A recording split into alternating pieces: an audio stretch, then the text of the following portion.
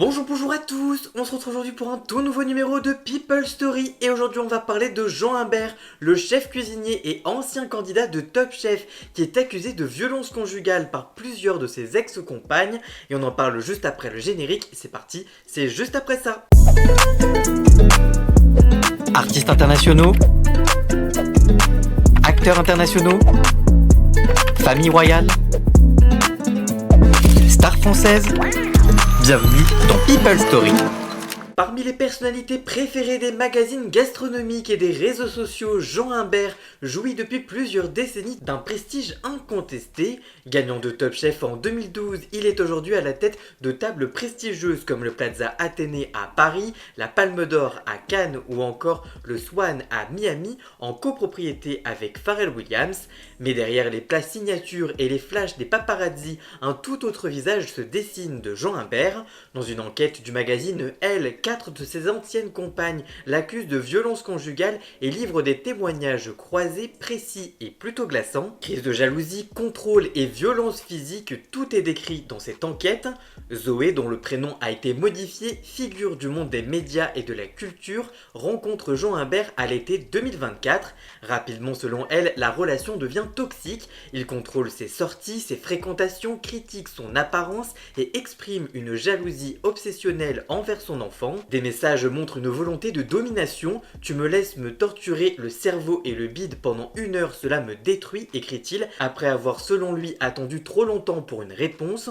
Le 24 novembre, il reconnaît: j'ai complètement perdu pied, devenant de plus en plus jaloux, horrible, possessif, c'était incontrôlable. Contacté par elle, l'équipe de Jean Imbert évoque des dysfonctionnements réciproques et affirme qu'il n'a jamais exigé qu'elle ferme son compte Instagram et qu'il n'était pas jaloux de son enfant eu alors lors d'une précédente union comme elle le raconte. Kelly Santos, directrice de fonds de dotation, décrit une spirale similaire.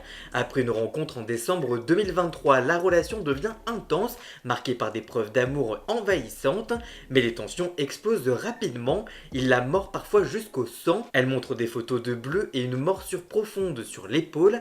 Elle raconte que le chef critique sans cesse son apparence. Je cite: t'as vu tes fringues, tes ongles, tu t'habilles comme une pute. Elle abandonne alors les brushings, le rouge à lèvres, les dîners en ville. J'ai vu cette fille sublime et confiante se liquéfier, devenir un cadavre ambulant, affirme une amie. Une autre amie témoigne: elle avait des idées noires, elle ne mangeait plus rien, c'était quand même un comble quand tu sors avec un chef. En janvier 2013, Lila Saleh, alors jeune actrice, dépose plainte pour dégradation volontaire contre Jean Imbert.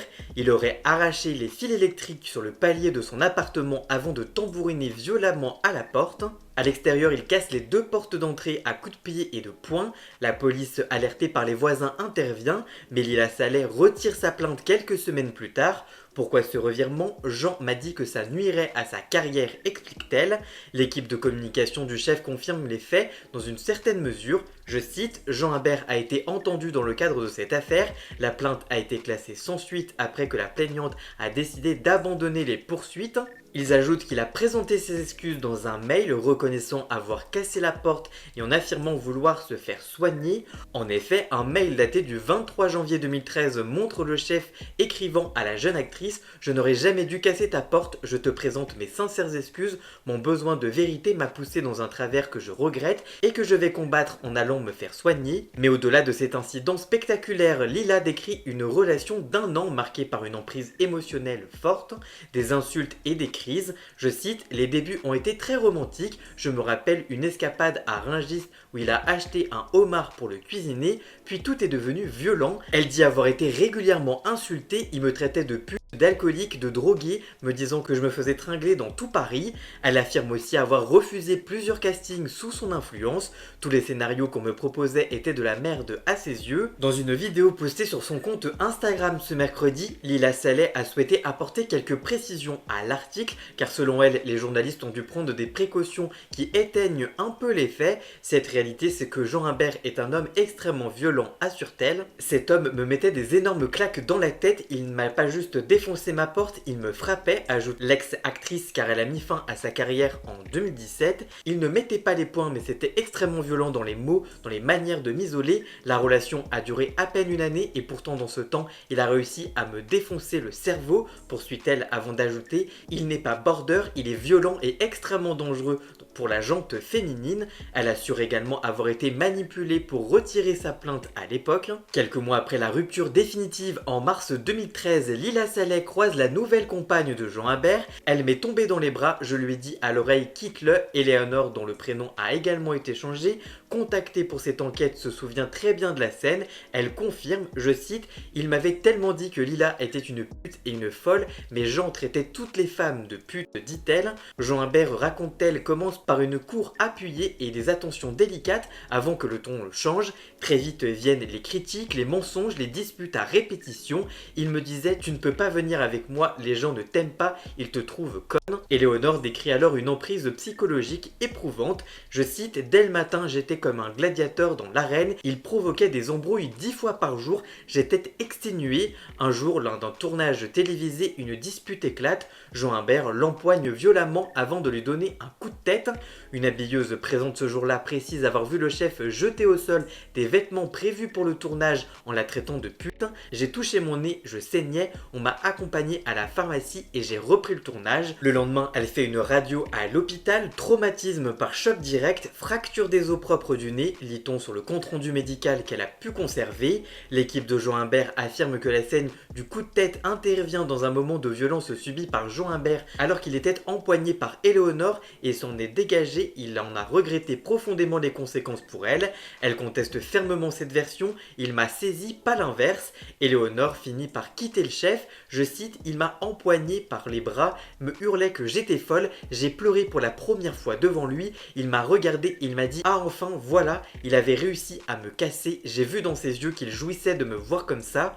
Le chef évoque une relation insoutenable marquée par les insultes et les crises et brandit comme preuve plusieurs textos envoyés par Éléonore à la fin de leur relation environ 6 mois après l'épisode de la fracture du nez. Elle lui écrit alors « Connard, pauvre mec » ou encore « T'es la plus grosse merde du siècle ». Le meilleur ami de Jean Imbert affirme qu'Éléonore, plusieurs mois après les faits, lui aurait asséné 2 gifles puis un coup de pied. Elle nie catégoriquement. Un ancien collaborateur de l'époque soutient n'avoir jamais vu Éléonore commettre de violences physiques envers le chef.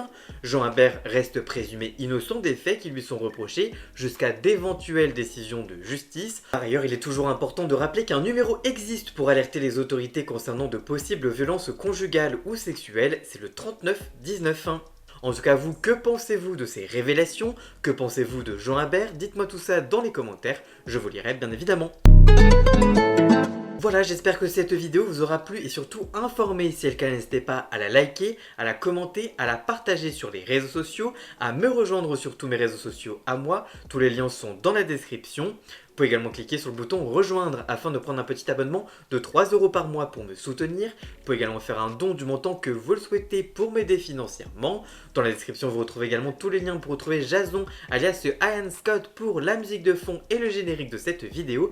Et nous on se retrouve très vite pour une toute nouvelle vidéo. A très bientôt. Ciao ciao.